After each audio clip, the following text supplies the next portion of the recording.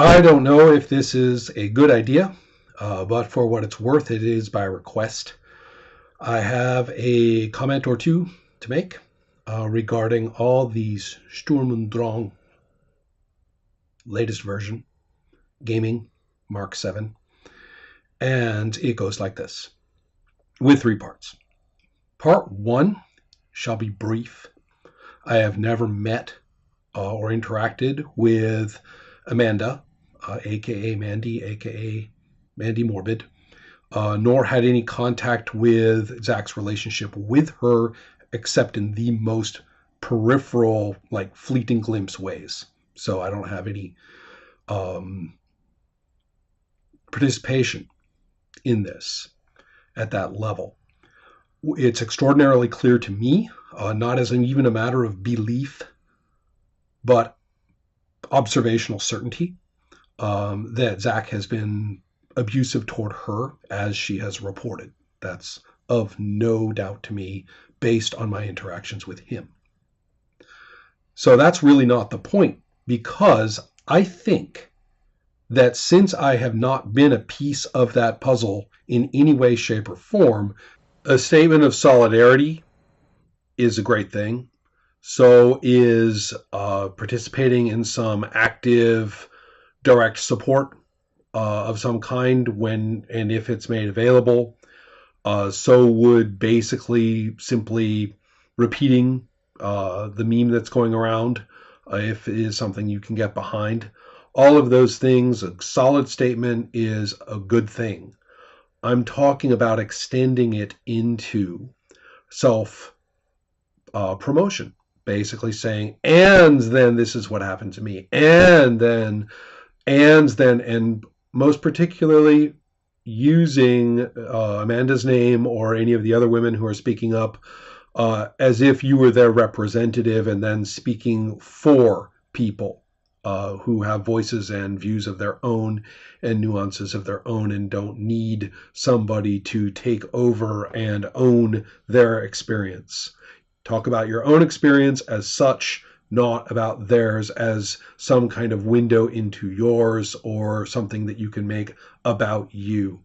That is, I think, a big deal.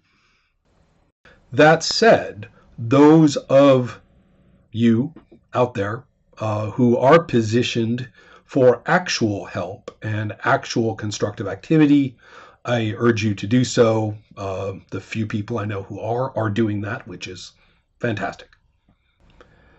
Now for the more relevant points, as far as I'm concerned.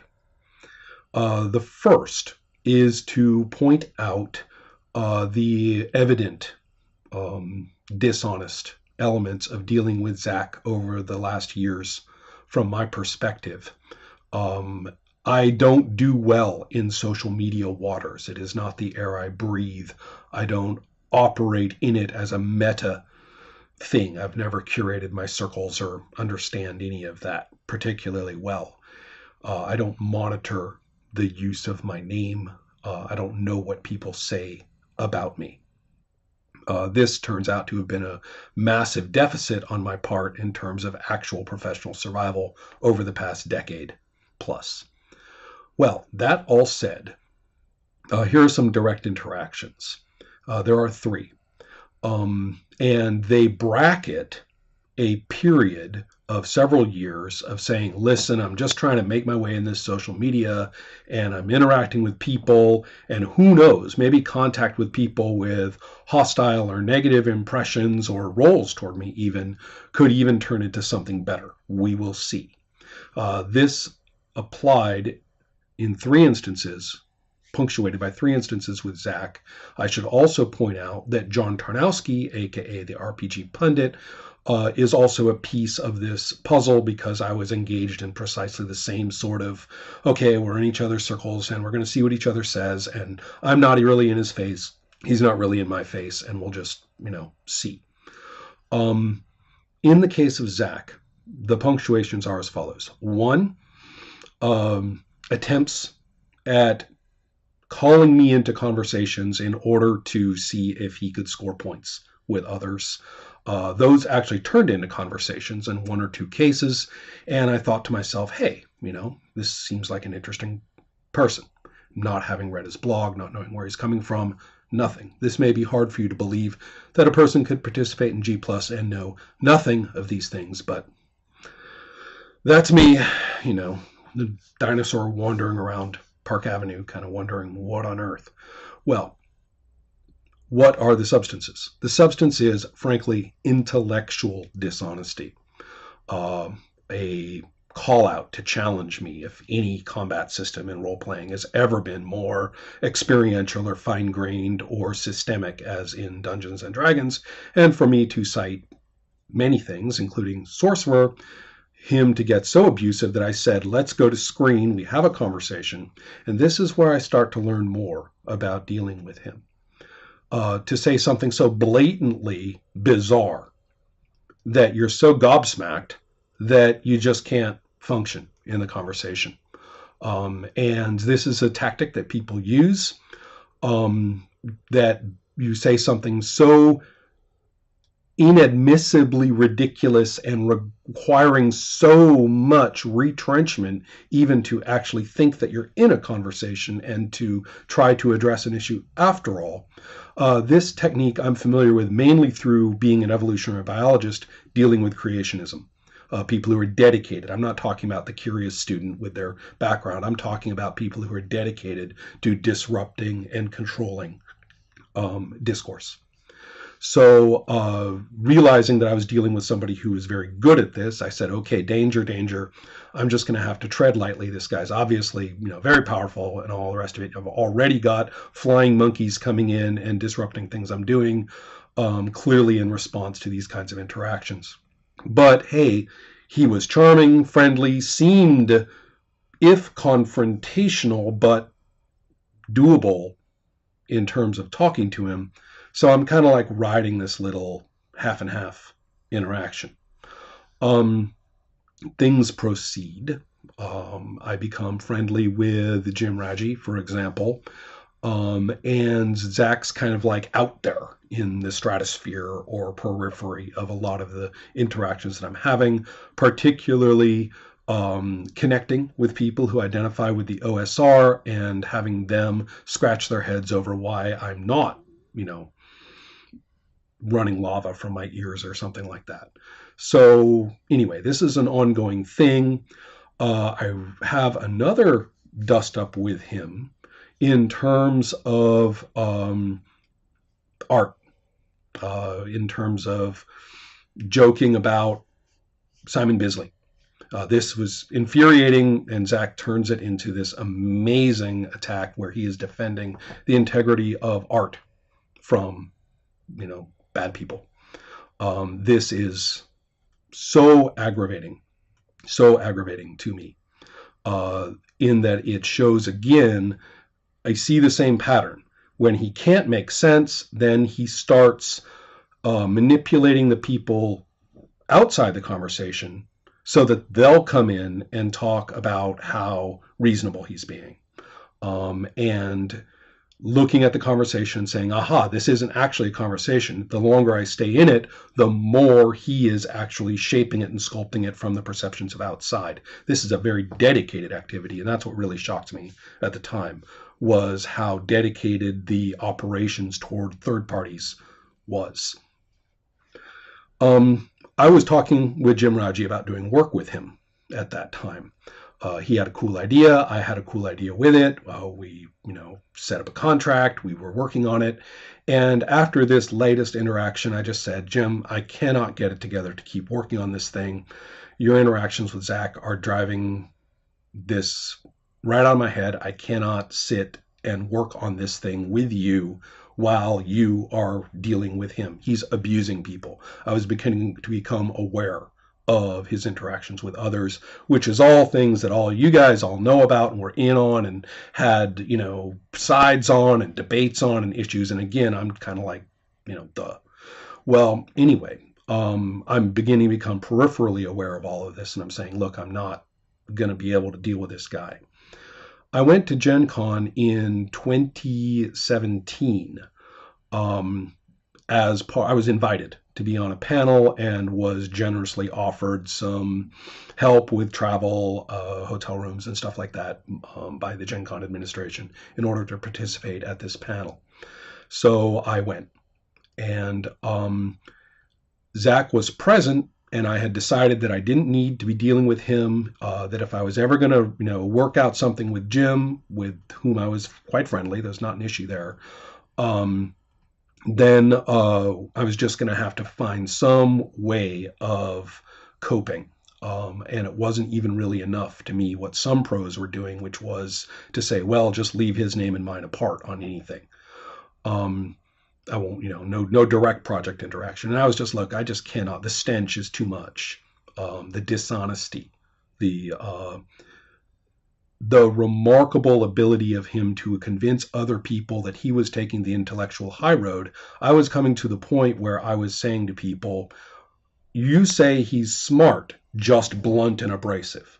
You say he's right, just blunt and abrasive, and that we're just, we must be jealous or can't handle the confrontation or whatever, that somebody out there is this champion of intellectual honesty. And I would say, name a thing he said that is right, that is correct, that is honest in its relationship to what happens. What is it? About gaming, particularly. I'm talking about role-playing as a thing. Because I had also noticed that although he hid behind the pundit all the time, specifically saying, but I'm not like the pundit, but I'm not Tarnowski, but I'm not him. No, I hate him. He's terrible. The content was exactly the same. Everything to do with D&D, everything to do with OSR, everything to do with old school, everything to do with the hobby, and anything to do, as long as we're going this way, with me. He was carrying Tarnowski's water. And I started to get actually kind of weirded by this. I said, I actually, you're not going to believe this, but I actually feel for Tarnowski.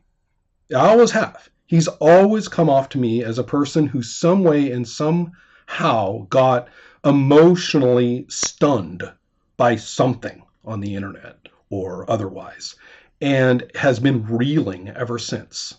The kind of frantic flailing punches that he throws, the inability to stick to a topic, for more than 3 sentences, this kind of frantic, desperate rage that's going on.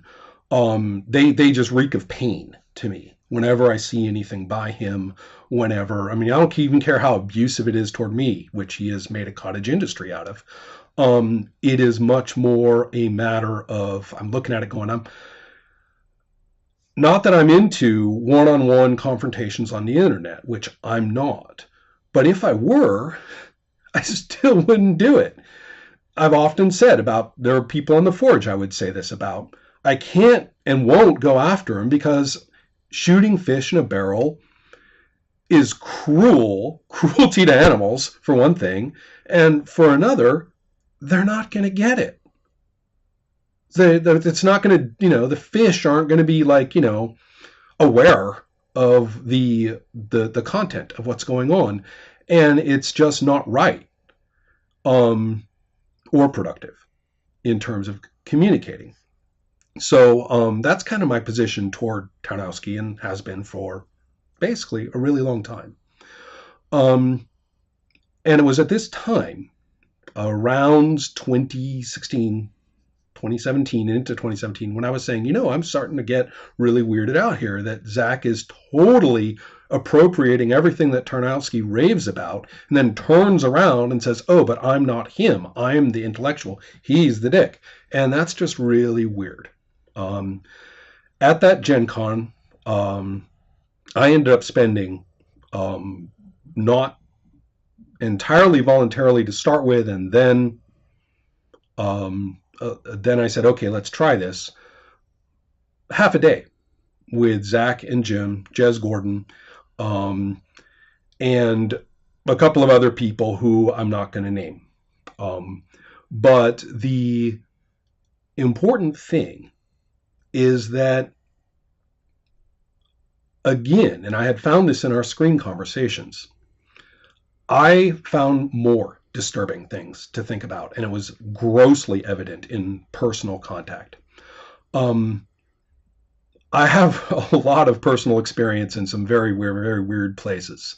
You want to talk about cults? You want to talk about, the pseudo intellectual abuses of power? Um, you want to radical California upbringing plus hardcore academic, profession. You're going to see the worst of people's social, emotional, and intellectual manipulations, particularly those which are not gaudy, particularly those which are extraordinarily functional in terms of immediate gain, as approved of by everyone else around them. Now, I also got a real education in this when I was working on Spione and went to Berlin 5 times, learned basic German and met a lot of people with real world intelligence backgrounds. My work on that book led me into the world of US and Middle Eastern intelligence in terms of real people in some cases. And I got a real education both through the texts I was exposed to, just reading, but also through the people themselves and their insights, that we are talking about conversational and ideological manipulative methods that make things like, making friends and influencing people look like kindergarten. This is 100 years of refinement of these things. I also learned this in another interesting way based on many gamer friends of mine who came from evangelical and proselytizing religious backgrounds. And some of them were committed to those religions as adults and others were not, but they all could speak of the techniques that they had learned in a very tutorial, very direct way of how to gobsmack people, make them agree with you, and then to get out before they, recaptured their brains. You'll be a little shocked at some of these techniques. They actually involve watching the other person's breathing so that when you speak, you're interrupting the inhale before they speak. You can actually get a person deoxygenated this way. How to lead up to an almost apology. You're working up toward, well, I'm offended, you're offended, I'm offended, you're offended, but we're dialing down, and now we're working to where we're reconciling and all the rest of it. And, if you say you're sorry and you say you're sorry, and then like, okay, fuck you. And Zak did precisely these things to me.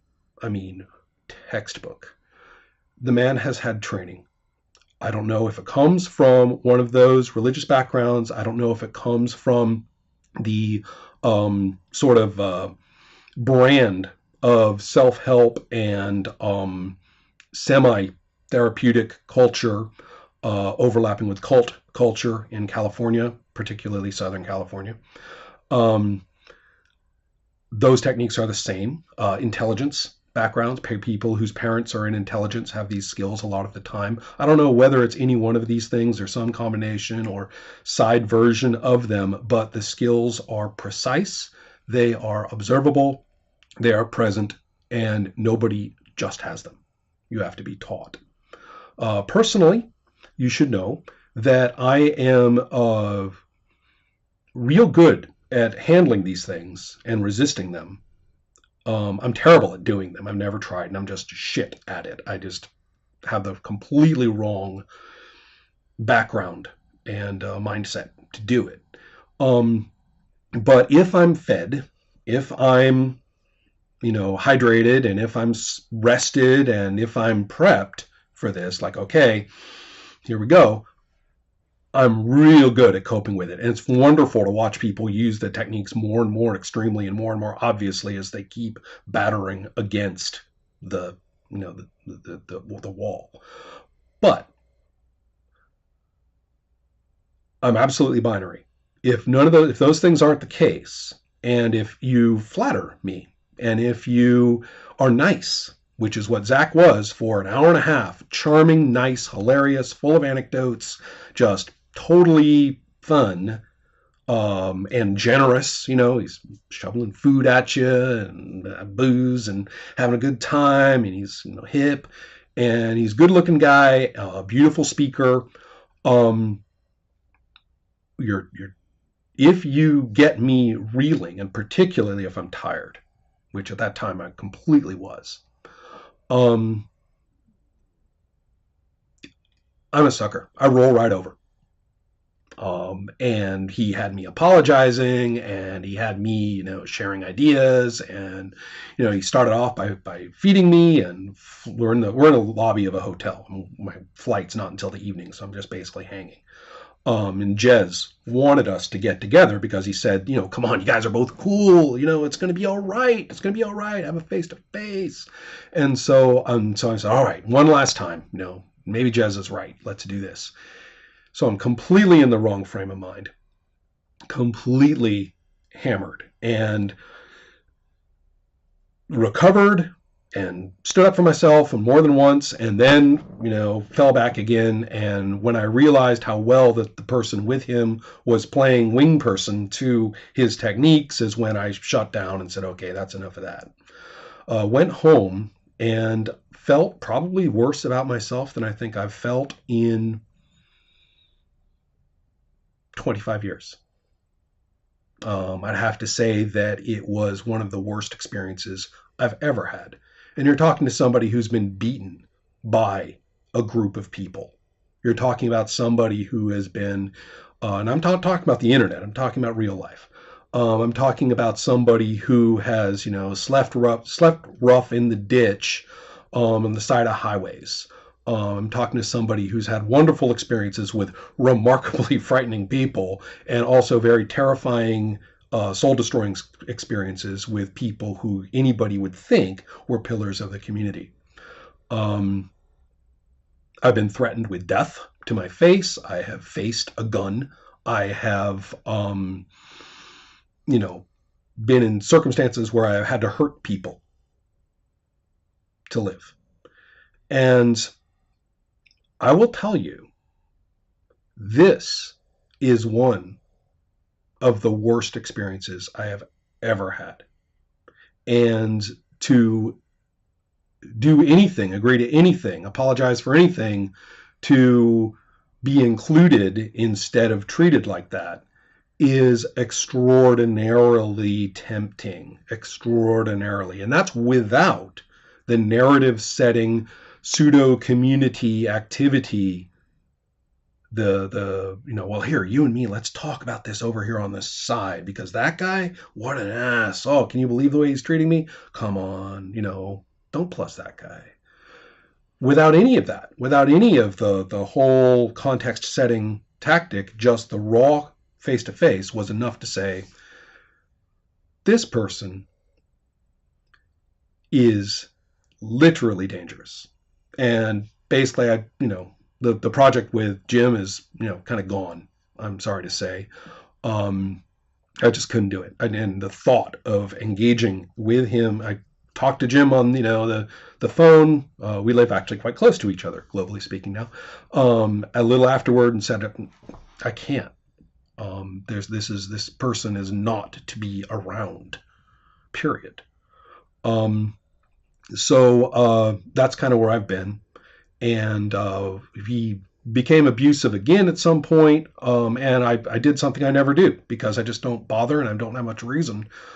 The only thing I've ever blocked are like porn, spam in social media. And this was the first time and the only time, in case you were wondering, someone else, that I've ever blocked anybody.